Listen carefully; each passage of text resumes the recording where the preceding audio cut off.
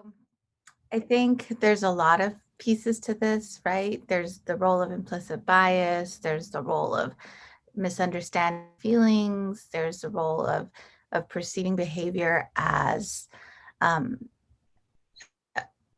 as something that we then label kids a certain way, especially boys of color.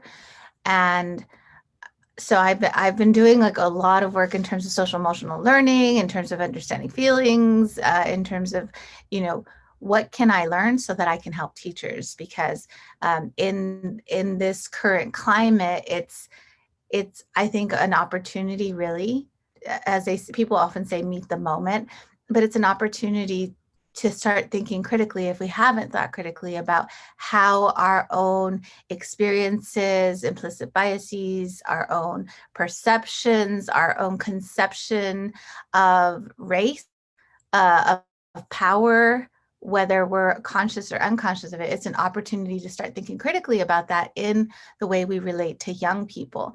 And we know from research that particularly boys of color, um, Black, Latinx children, tend to be the ones that are singled out when it comes to disciplinary issues, and they kind of become the target. And there is a misinterpretation of what behavior is, and I'm hearing now that people are starting to see behavior as a form of communication.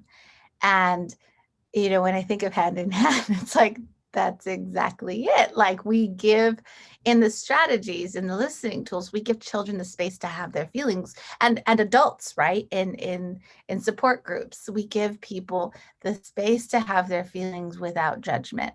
And it's a real shift to intentional listening. In support groups, you actually stop talking and let the other person go. And for so many people, they hadn't experienced that. And when you talk about people of color, they often don't, culturally, they don't necessarily have the structure that says just listen. They don't. I remember working with so many parents who said this is the first time someone's ever actually listened.